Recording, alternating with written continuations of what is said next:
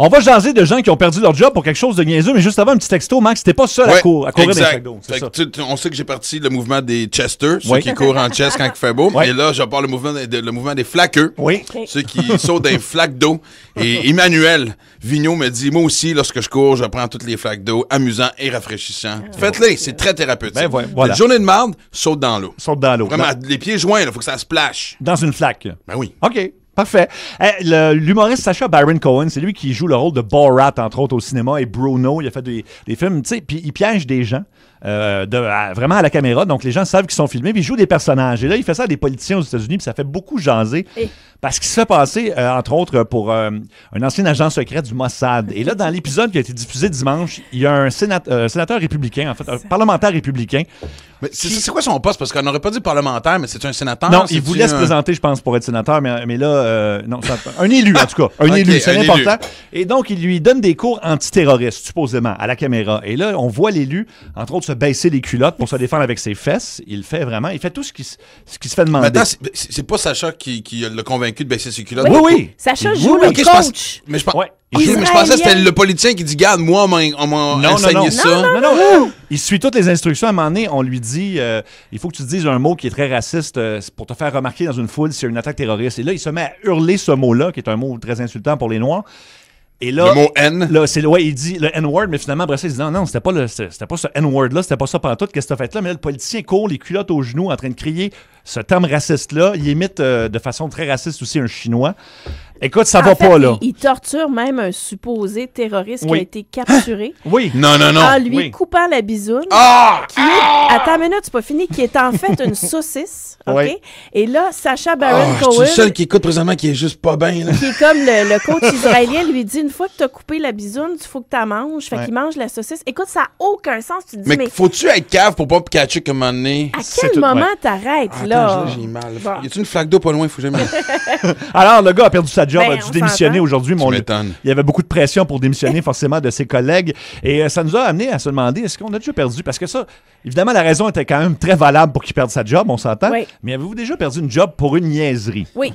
Toi, oui, Marie-Claude? Ben, moi, j'ai été virée d'une boulangerie sur la rue Queen Mary à Montréal, dans le quartier d'Amstead, où il y avait, je vais dire ça poliment, une clientèle particulière. OK. Tu sais, ça se battait. Amstead, c'est quand même connu pour être un peu riche, un peu... Ouais, c'est ça, un peu chiant, là. Merci. Là, ils voulaient tout acheter du pain de la veille parce que ça coûtait moins cher. Ils voulaient tout se bousculer. OK, c'est riche, mais ça veut des restants de pain. Oui, mais c'est toujours eux autres, là. Ils sont cheap. Écoute, ça n'avait aucun sens. Puis dès la première journée où j'ai commencé à travailler là, il y a eu des problèmes. J'avais de la difficulté à distinguer les différentes sortes de pain. J'étais dans le jus. Et à un moment donné, il y a une dame qui dit clairement, c'était une cliente régulière. Fallait que je la mette à sa place. Va en ranger. Attends ton tour. Et j'étais, je pense, correct. Et je me suis fait mettre à la porte. Pour moi, ça avait juste pas de bon sens. Tu l'as envoyé promener? Ah ouais, parce qu'avec toute la bonne volonté que j'avais, pour être capable de distinguer le multigrain du pumpernickel, puis figurer la caisse, puis faire des sandwichs, puis en donc, j'ai trouvé que... On en a parlé un peu avant l'émission, tu me disais vraiment qu'il y avait un comportement extrême quand même aussi. Elle est arrivée... Elle s'est parquée en double, elle est débarquée, il y avait un line-up, elle voulait absolument passer devant tout le monde. Fait j'avais pas le choix de la mettre à sa place. Tu pas tombé sur mauvaise personne. Non, voilà. Max, t'as perdu ta job aussi. Là, comment tu veux que je tape ça, moi, envoyer quelqu'un promener à une boulangerie? Non. Fallait commencer par moi, c'est n'importe quoi. Ben non, mais c'est pas une raison banale. J'ai eu une job 2 semaines avant d'être humoriste. En fait, c'est très drôle. Et je travaillais comme en anglais, ils disent stock boy. Là, à l'épicerie. Préposé à l'inventaire. Mon Dieu, j'avais un titre important, je ne savais même pas. Et puis, à un moment donné, je m'étais mis chum avec le gars qui aux viandes. Là, on avait commencé par saillir, puis on est devenu chum. Puis, hey, tu veux que je te fasse un sandwich? Puis, ça a l'air que tout le staff se faisait des sandwichs. Puis, je faisais une épicerie non déclarée. Ouais. Puis moi, je n'étais pas super à l'aise avec ça, mais tu sais, bon, un sandwich, j'étais moins épais, pendant la pause, tout ça. Mais à un moment donné, je me suis pris une liqueur que j'ai oublié de déclarer. Puis, tu sais, le stock boy, le préposé. À l'inventaire. Merci. En chef, tu sais, genre le gars qui a 33 ans, mais il sortira jamais de là. Non, c'est ça. Je suis sûr qu'il est encore là aujourd'hui, à 60 ans. Ouais. Et qui m'a stoulé. Ah non. Fait que j'ai perdu ma job à cause d'une liqueur. À cause d'une liqueur, ouais. Ça c'est vraiment une niaiserie. Moi j'ai failli perdre ma job ici à Énergie quand j'ai commencé, ça fait plusieurs années de ça parce que j'ai... Pour vrai? Oui, j'étais en guerre contre un autre animateur, on se faisait des coupes en dames, puis à un moment donné j'étais vraiment écœuré. Fait que j'ai pris des carcasses de homard et je les ai mises dans sa case. On avait chacun des cases. Et donc moi puis c'était pas barré à l'époque, fait que je mets tout ça dans sa case, puis là j'empile ça, je suis bien content, mais ça a coulé dans la case d'une grande vedette de la station, juste en dessous, tout sur ses écouteurs et sur ses notes. C'est vrai, tu nous avais raconté ça sentait imagine faire un show avec une odeur de homard sur tes écouteurs. Et je l'ai fait le vendredi soir et quand je suis rentré le lundi, c'est parce que ça sentait sur les 2 étages de la station, la charogne épouvantable. Donc j'ai été suspendu. J'ai pas perdu ma job, mais j'ai été suspendu. Là, Martin Lemay va écrire parce que moi, sur le show du matin, il y a 2 ans, ouais. j'avais, je sais pas, un restant de fruits de mer. Puis, à la fin du déjeuner, moi, tu sais que tu te lèves à 4 heures, fait que tu dînes. Ouais. J'ai fait réchauffer les fruits de mer. Écoute, Isabelle Racicot est venue me ramasser. Tout le monde, ça sentait à travers. Tu sais, fruits de mer à 9 h du matin, c'est un peu rare. Non, mais tu sais, au bureau, le micro-ondes et le frigo, je suis sûre qu'il y a des gens qui vont nous texter ou nous appeler pour nous dire que ça a été la cause de suspension et de renvoi. Là. OK, mais ce qu'on veut savoir, c'est ça, la raison pour laquelle vous avez été soit suspendu, mais de préférence renvoyé de votre travail. Une raison un peu ridicule quand même. Et quand même, on vous met au défi de topper le gars qui a perdu sa job parce qu'il a rentré dans un terroriste avec ses fesses. Si j'ai bien compris, c'est ça? Oui, il a foncé avec ses fesses dans le faux terrorisme. Parfait, bon. Okay. Donc, la raison pour laquelle vous avez perdu votre job de manière ridicule, 514-790-0943, 1-800-665-5440 et le 612-12. Les plus gros hits avec U2 à Énergie dans Sarah Trompos. Bon retour à la maison.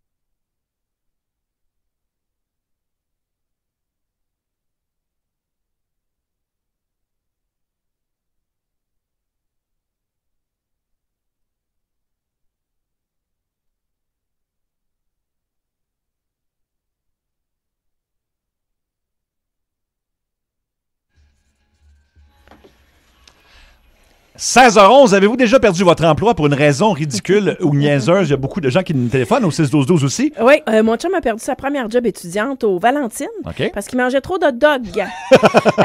Il a dit au patron, mais je pensais que c'était gratuit. Puis le patron, il a dit, oui, 1 ou 2, c'est correct, mais là, 10, ça commence à être un peu beaucoup. 10, OK, c'est bon. On va aller parler avec Christian. Salut, Christian. Salut, ça va? Oui, Christian, t'as fait de quoi à ton boss qui t'a coûté ta job? Écoute, tout a commencé quand on a capturé un raton laveur, moi et mes amis. Non! C'est vraiment un bon début d'anecdote, ça. Honnêtement, hâte d'entendre le reste. Ça a viré un peu moutarde, on dirait. OK. Écoute, on a pris le raton laveur en question, puis on l'a amené dans le bureau de notre patron, puis on a décidé de lui faire une joke, de le mettre dans son bureau, puis quand il arrive au job, il trouve son raton laveur. Oui. C'est tellement doux et calme, un raton laveur en captivité dans un bureau. Écoute, on n'avait pas pensé à ça. On trouvait ça, on avait le fou rire, on trouvait ça drôle. Fait qu'on a dit qu'on allait le faire. On l'a fait. Fait que là, on l'a mis dans son bureau. Ça, lui est arrivé au bureau, puis il a constaté que son bureau il était complètement délabré. Je veux dire, le raton laveur, il a tout mangé, il a tout graffiné. Il a uriné, c'était dégueulasse. Son laptop, son iPad, tout grugé. Fait que là... Écoute, là, on était dans le pépin. Fait que là, qu'est-ce qui est arrivé, c'est que là, ils ont essayé de le capturer, puis il s'est fait mordre. Ben non! Oh non! Ouais, il s'est fait mordre. Fait que là, il s'est fait mordre, puis là, il s'est sauvé dans le bureut. Puis il a commencé à courir partout. Tu sais, comme je veux dire, ce raton laveur, c'est pas un chihuahua, là. Non, c'est ça. Fait que là, finalement, il a graffiné des autres personnes, il était craintif, il a uriné sur du monde, il a graffiné, il a mordu du monde. Là, les ambulances sont venues. Oui. Là, écoute, c'était la fin. Je savais que j'allais me faire attraper. Puis en question, dans le fond, ils ont vérifié les caméras puis ils m'ont trouvé. Voilà. Ils m'ont trouvé. Fait qu'il n'y a aucun sens de l'humour ton boss. Lui se fait mordre par un raton laveur puis il pogne les nerfs. Voyons. Excellent. Merci beaucoup, Christian, d'avoir appelé. Mais ça n'a aucun sens. Ouais, j'avoue que c'est un coup qui a dérapé. Hâte de même, moi je pense que ça se défendra en cours. Ouais. Tu te fais un coup plate, poche, niaiseux, mais là, écoute, t'as entendu ce qu'il y a? Écoute, si les ambulanciers viennent pour guérir du monde, donner des shots contre la rage, moi je trouve que, regarde, non seulement tu mérites ta job, de garder ta job, mais une promotion. C'est une fausse bonne idée, quand même. Là. Oui, mettons que oui. Mais là, qu'est-ce qu'il arrive à ton laveur? Pourquoi il a accroché trop vite? Ils l'ont capturé, ils sont venus chercher, j'imagine. Serge, maintenant. Serge, t'as perdu ta job, pourquoi? Ben, moi, j'ai perdu ma job parce que je faisais des fautes d'orthographe en anglais. OK, ça, c'est une raison niaiseuse, effectivement. Juste pour ça? Attends, moi, que le courriel soit en anglais aussi, là? Non? Non, je travaillais à Hall, dans un bureau anglophone et francophone. Mon patron était anglais. Et lui, il tolérait pas qu'on croit que les francophones puissent faire des fautes d'orthographe en anglais. OK. Il m'a dit bye. Bon, ça c'est pas fin, par exemple. Merci beaucoup, Serge, d'avoir appelé. Il va partir une polémique. Ah oui, c'est ça. On passe d'un raton laveur à des fautes d'orthographe. Il y a Audrey Maude. Faudrait mettre des ratons laveurs d'un boss anglophone, intolérant, on faute. Ah, voilà. Audrey-Anne. Audrey Maude, pardon. Pas de problème, ça va bien? Oui, t'as perdu ta job. Pourquoi, toi? Ben oui, moi, dans le fond, je travaillais dans une rôtisserie. C'était ma première job. Ils m'ont engagée comme plongeuse. Puis avec mon petit 5 pieds, 2,5, j'étais un peu trop petite pour aller placer les assiettes. Fait qu'ils m'ont renvoyée parce que j'étais trop petite. Oh, ben non! Oui, ils m'ont mis un petit banc, puis c'était super dangereux, ça glissait. Puis ils ont dit, tu sais, le petit banc, ça marche pas, puis on va te renvoyer, t'es trop petite. Oh non! C'est chiant, ça, quand même. Oui, j'ai grandi depuis. Ah oui? Ah oui? Tu peux dire personnellement ou des Non, mais attends une minute, là, parce que moi, j'étais encore à 5 pieds 2. Qu'est-ce que t'as fait? Ah, ben, écoute, c'est ça, j'ai grandi peut-être un petit pied, pas un pied, non, 5 pieds 3, là, Ah, OK, t'as pris un pouce. Un petit pouce. OK, quand même. Oui. Ben, lâche pas. Non, mais tu ris, mais moi...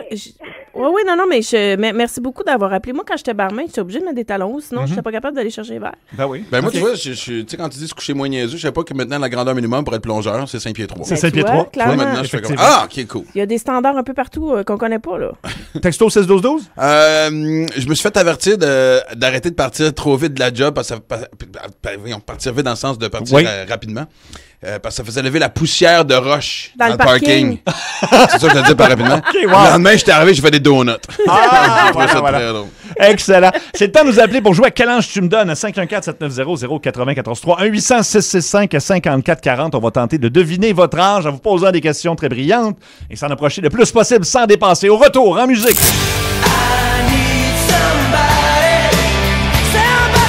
Les plus gros hits avec Bryan Adams à Énergie. T'es hit. Énergie.